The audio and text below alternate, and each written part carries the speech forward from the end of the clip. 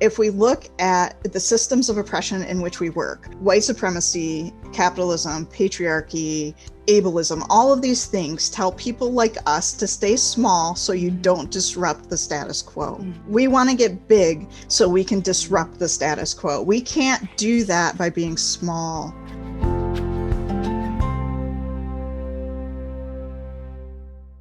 Welcome to the Money Skills for Therapists podcast, where we answer this question. How can therapists and health practitioners go from money shame and confusion to feeling calm and confident about their finances and get money really working for them in both their private practice and their lives? I'm your host, Linzy Bonham, therapist turned money coach and creator of the course Money Skills for Therapists.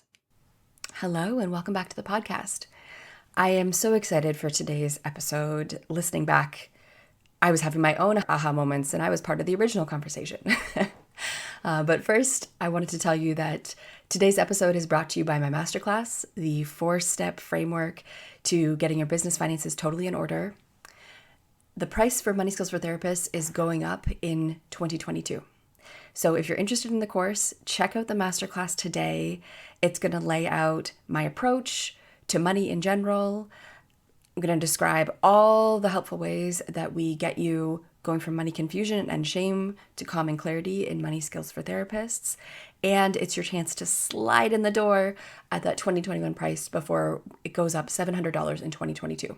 So if you're curious to learn more, if you're interested in Money Skills for Therapists, check out the link in the show notes today to get in at that 2021 price before we close the doors. So my guest today is Dena Omar. Dena is an anti-racist feminist therapist who identifies as part of the LGBTQIA+ community. She is a graduate of Money Skills for Therapists. She finished up the course about a year and a half ago now, and her growth in that time has been phenomenal. Dena and I today dig into taking up space as therapists and business owners and practitioners and women and BIPOC as a political act. We explore how taking up space with money allows us to turn our money into time and make our life actually reflect the things that we really value, and also how money allows us to turn our energy towards making bigger change and taking up space. Dena and I really challenge this idea of money for the sake of money, but look into how money can be a powerful tool to shape your life and shape your community and ultimately make political change in the world. So this conversation is full of opportunities for aha moments. I've had some listening back, and I suspect that many of you listening today, because we're all steeped in capitalism and white supremacy and schooling that tells us to stay small, will probably be able to have lots of aha moments today too. So here's Dena Omar.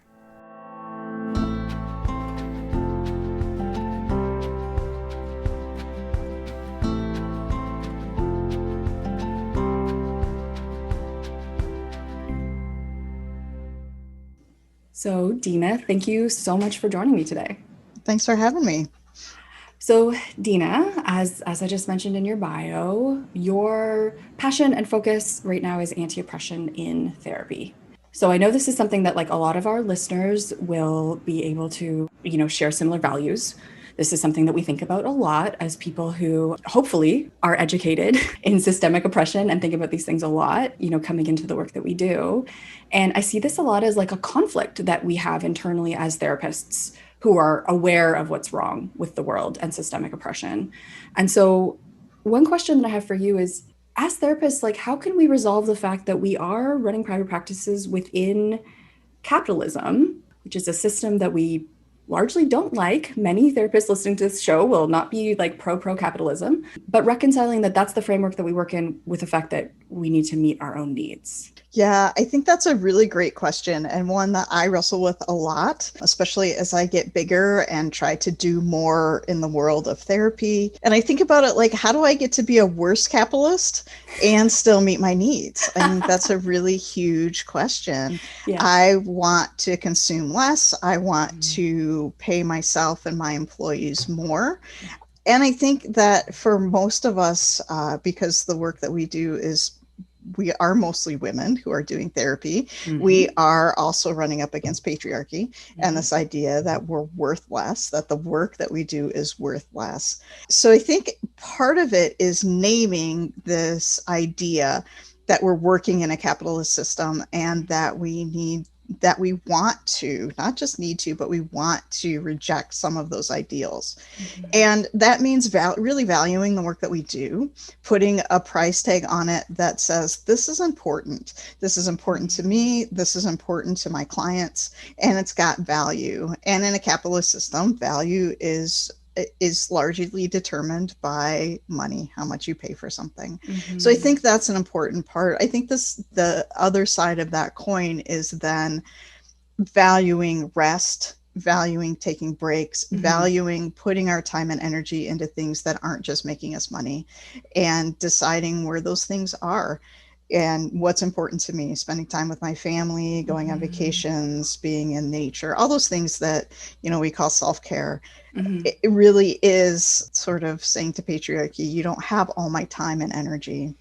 Right. I think we get caught up in that cycle in private practice. If I'm not earning money, I'm not valuable. And if I'm not working, I'm not earning money. And we need to change how we value ourselves and change how we do this thing of earning money. Right. So I'm hearing like a couple different ideas there. One is actually by valuing our services higher, like by pricing them maybe higher than our first gut instinct is, that actually, what you're saying, that is actually kind of what is that? Is that sticking it to capitalism, or is it just like is that taking our place in capitalism and saying it's valuable? Tell me more about how you see those things being connected. Yeah, I see it as an FU to capitalism. Yeah. Like, you're going to tell me in this capitalist, patriarchal, white supremacist culture that the work I do isn't valuable. Yes. And I'm going to say it is. And people who value this will come to me and do what we need to do. And we will then translate that into our clients, and we'll help our clients learn to value themselves more. So it's really this fundamental grassroots movement of helping marginalized folks become more empowered. If we can say, look, this is really valuable, and you're valuable, and you're spending this money on yourself. Right. It's not you're spending it on me. You're spending this money on yourself, and you're valuable. And so how do we then, kind of keep pushing that? Typically I think therapy is devalued because it is women's work. Yes. It is the work that tends to come more naturally to women. It's the work that women were never paid for before, but that they did for their communities and their families and their friend groups and whatever else. So by actually saying this is valuable, we're pushing back against that message that, it's not valuable because it's what women do. Yes. Yeah. Absolutely. Yeah. It's care work, and care work is valuable. So valuable. And then I'd love to unpack this other part of what you were saying too about like rest and taking a break. Like I love you naming being less consumeristic or anti-consumerism in what you do, because that really resonates with me, because what I do notice is, therapists, we do have this ability to have like this upward mobility, right? Like we are in a profession where you can charge $30 a session, or you can charge like $130 for the exact same session, and your quality of life has just like, your income has changed drastically for doing the same work, right? And people will pay at both price points.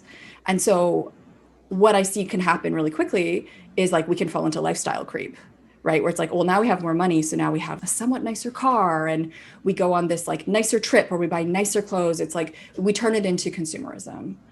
And I'm wondering for you, tell me about like turning it into time or rest instead. I think you summed it up really great, turning it into time and rest. And I think it starts with understanding where your values are.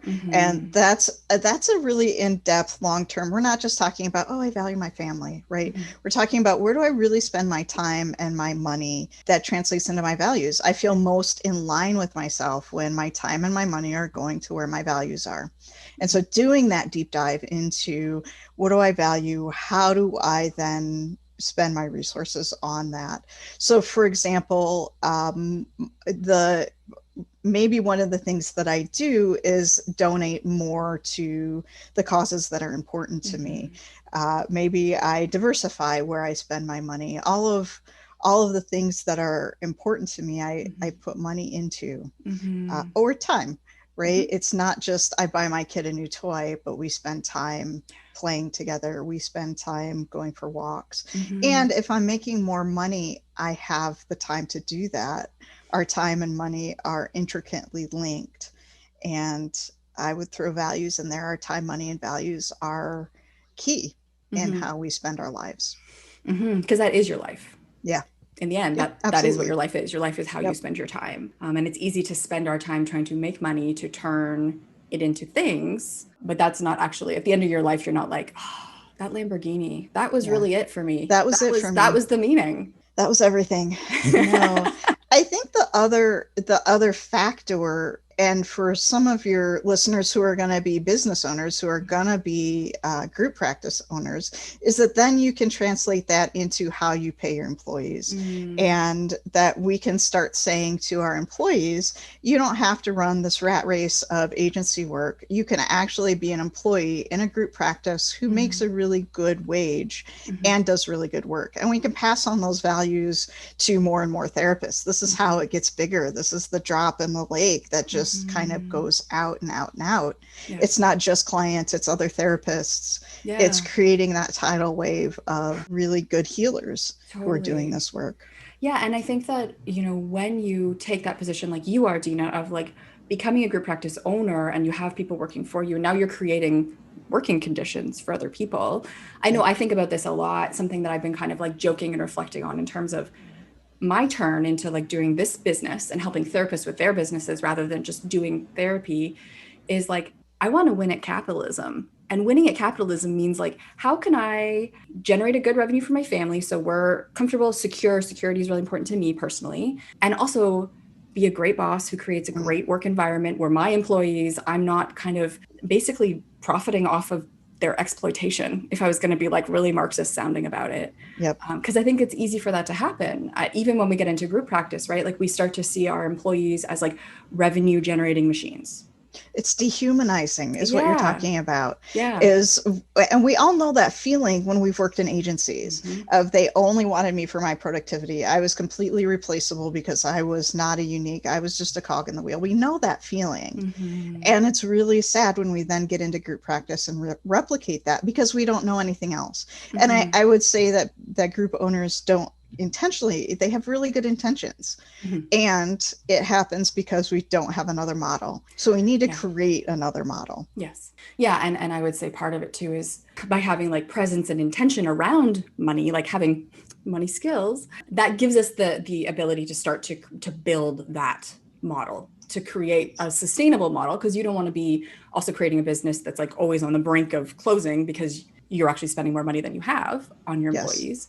Right. But you can start to find like, what is that actual real model that really works, where employees are happy and healthy and they don't feel like they're just like cogs in the machine. But we're also, you as the person who owns the business is getting paid for that work. And, you're able to have spaciousness in your world as well. So yeah, like what I'm hearing, Dena, you talk about, it flies in the face a little bit, I think, of what a message is a lot of us. I know for me, like growing up, especially feminist activism in my 20s, I have like a lot of trauma in that area. More therapy needed. But like there was a lot, I feel like there's often this pressure when you are in those activist spaces to like be small, right? It's like there's all these problems in the world, don't take up space, right? Like be small. We need to like, in terms of fees for therapists, it means like have a small fee, be accessible. And what I'm hearing from you is saying something different. So like tell me more about kind of what is your kind of model or theory here that's not about being small in order to be anti-oppressive? This is a hard one because it's bringing together lots of different theories. But if we look at the systems of oppression in which we work, white supremacy, capitalism, patriarchy, ableism, all of these things tell people like us to stay small so you don't disrupt the status quo. We want to get big so we can disrupt the status quo. We can't do that by being small. We can't do that from the Audre Lorde quote, the master's tools will never dismantle the master's house, right? We need to be big enough to be able to dismantle this system. And that doesn't happen by staying small. That doesn't happen by not knowing. That doesn't happen by sticking our heads in the sand. So we need to get bigger. We need to say this is important work. I think about in Arizona here, we just last year, the teachers unions got really big and they got really loud, and they had this whole movement about paying teachers more and valuing teachers' work. it went nowhere, but it was a really good moment for teachers unions. And we don't do that, especially in private practice. We're little bubbles where we're doing our own thing and not really talking to each other much. Partly because of capitalism, we feel like we have to compete with other therapists in town. We have to compete with other people. So we're essentially starting from this mindset of not having enough. When we start moving into an abundance mindset, we start getting bigger, we can really disrupt the systems that keep us in these places. It's all connected. Yeah. And I think when we do that too, certainly what I've seen is we will get pushback from our own people, from our own friends, from our own colleagues and like classmates. They will try to police us back into being small. Yes. I had a supervisee who told me that her previous supervisee told me it was unethical for her to charge higher rates, and higher rates at even at a fairly low amount. She was at like 110. It's not like she was at $300 or $400. And the other supervisor was telling her it was unethical to do that. And it felt like a punch in the gut, because that's really saying you're not worthy, you're not valuable. It's dehumanizing. You should just grind. And the hazing process that we have to go through, that's another whole soapbox for me. It just is awful. Yeah. Absolutely. So we need to change that. Yeah. So Dena, in terms of your own growth as a therapist, I'm going to guess you have your own story here, just a feeling. Can you share a little bit with me about, your own shift from being like in this place of trying to stay small, being told to be small, into being big, taking up space? Oof, that's a good question, and kind of a long story. The culture and the place where I grew up had many, many, many messages about being small, and women are, women do, women aren't big. And I pushed back against that in a lot of ways. And then I got into social work school and found that we were just sort of expected to be in this place where we were in second-rate roles to doctors in some places, to psychiatrists in some places, to other case managers, that therapy was an adjunct. And that always just rubbed me the wrong way. I feel like what we do should be primary, should be. And then I got into private practice out of agency work, and it felt like a huge relief. And I thought, oh, I could do this forever. I could just be this chugging along. I had a full caseload. I was making what I thought was enough money.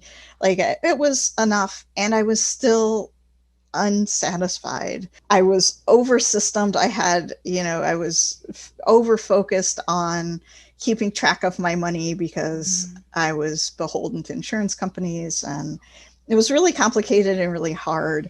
And then I started taking a hard look at, okay, how do I simplify? How do I stop spending my energy on chasing my tail and spend my energy on building something that I wanted? And it was that shift in focus. And I think that the first time I really got that, Linzy, was in your program, was that shift in focus from spending my energy spinning my wheels to spending my energy growing something. Yeah. That was huge for me. And that was the thing that really unlocked my energy to make change. Maybe this is another thing about pushing back against capitalism. When we have, like, capitalism says you have to do the grind and the systems say if you don't do the grind, you're not good enough. But if you don't do the grind, you have energy to change the system. So when I finally had enough spaciousness to start thinking about things other than where's my income coming from, I could think about, wow, this is wrong. And I want to make change. And not just where do I spend my money, but how do I want to make a bigger change? How do I want to get bigger and do these things? Yeah. So it was really connected with finding the spaciousness in my income that gave me the time and energy to do this other work. And when you say, in your case, like the spaciousness in your income, what did you do? For people who are listening who are like, I want that. What did you do? Yeah. So I got rid of systems, which seems really counterintuitive, but I had way too many, and I was spending way too much time freaking out and checking and rechecking. So part of that was having confidence in what I was doing, in knowing that it was going to work, and believing that the money was going to be there. I was freaked out that it just wasn't going to show up. And of course it did. When I did the work, the money came. So that was a big part of it, was really getting a good handle on what I have coming in, going out, cutting some expenses that I didn't need. That was really helpful.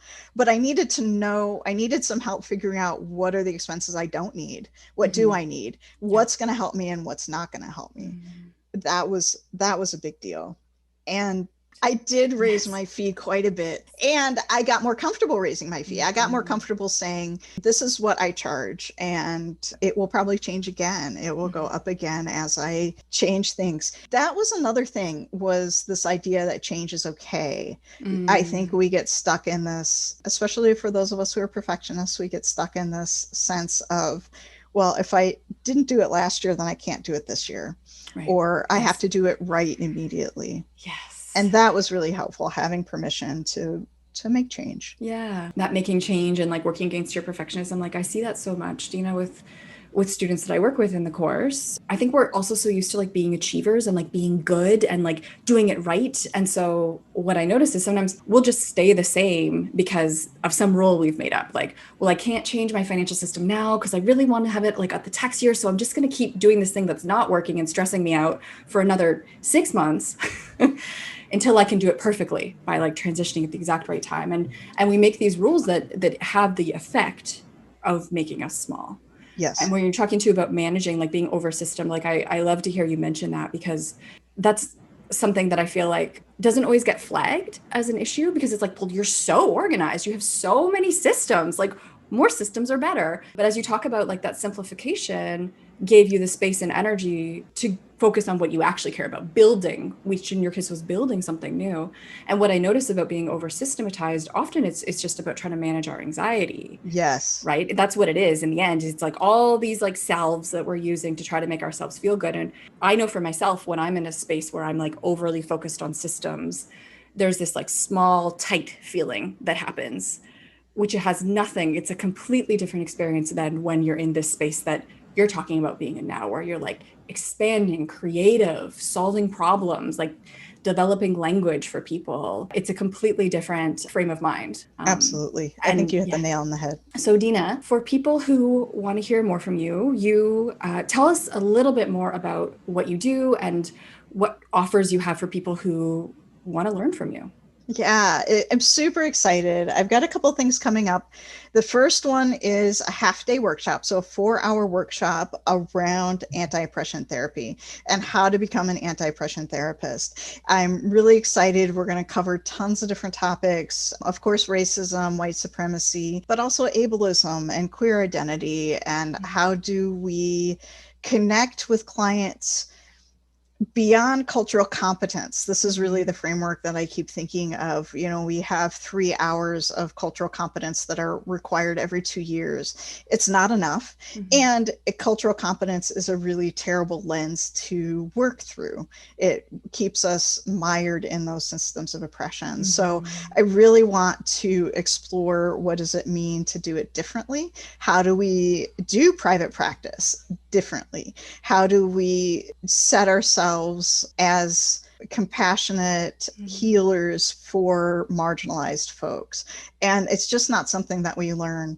The other cool thing that I do in all of my trainings is it's not just me lecturing at you. And I think that's what we get a lot in cultural competency kinds of stuff. I'm going to tell you what people who are insert identity experience. That's not what we're going to do. We're really going to start with my own identity. We're going to do a lot of exploration about identity development. And then how do I reach clients who are different than me? How do I help them when I don't have that same experience? Because so many of us on this side are white or white identified or straight or all of those things, where we have privilege, and we really are missing the opportunity to help people in our society who need the most. And therapy just does not do a good job with that. So I have my 4-hour intro course afternoon we're going to spend together doing this work. And then for people who want to do a deeper dive, I have a 12-week intensive where we talk about all this stuff. We have homework, we have accountability, and we talk about some of the practice growth things and how do I advertise myself so that I'm not attracting only white clients, for example. Right. How do I look in the world so that people of color and people who are queer and people who have disabilities will come to see me, because that's a big part of it. That's So great. So your website then, if people want to find you and learn more about these offerings, where can they find you? yeah, DenaOmar.com. It's the easiest Love it. place. So simple. I also have an Instagram. You can follow me there. Yeah, so all that information will be there. Great. Okay. And those links are in the show notes below. You can always just click over from there. So thank you so much, Dena. It has been I always love talking to you. And today is no exception. It's been wonderful to talk to you today. Thank you, Linzy. I appreciate it.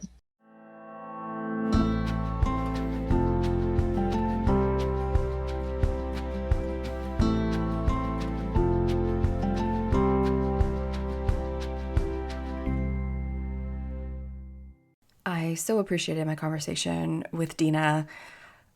I really appreciated the pieces about looking at your values, your deeper values. And that's something that I've talked about with some other podcast guests as well, because I think that's such an important piece that can get missed when we get into the grind, as Dena puts it, of building a business and earning money and being self-employed. We just start to focus on making the business work, earning money, earning more, working more, as if that is the value of our life. And of course, that's what capitalism tells us that it is. But when we actually zoom out and look at what are our real authentic values, how do we really want to spend our life? I think about when I die, what will I look back and actually value? What's going to actually matter in the end? That can be really clarifying for how to make money work for us now and how to build your practice so that it serves your life now, not later, which is probably coming, but is never guaranteed. So clarifying. Dena is brilliant. Absolutely check her out. She, I know, is building some great offers for therapists around anti-oppressive therapy. So if you want to do more learning in that area, if you're interested, definitely check out Dena. We've got her links below in the show notes. And I'm just so appreciative of her for having this conversation with me. If you want to hear more from me, you can follow me on Instagram at Money Nuts and Bolts. We're putting out free money, mindset, practical, private practice stuff all the time. If you want to learn more from me and actually start working on getting your money working for you in your life, like Dena has done in a big way, check out my masterclass, The 4-Step Framework to Getting Your Business Finances Totally in Order. As I've mentioned, the price is going up in 2022, part of taking up more space, having more impact. I'm doing it too. And that means that if you check out the masterclass now, if it's 2021 when you're listening, this is your chance to slide in at that 2021 price before it goes up in 2022. You can check out the link in the show notes. In the masterclass, I lay out my approach to money. You're going to learn some of the big mistakes that therapists are making when we're trying to get our money working for us. You're also going to learn about money skills for therapists, how I help you go from money confusion and in shame to calm and confidence, like Dena has done. And it's your opportunity to jump into the course at the 2021 price before it goes up in 2022. Thank you so much for listening today.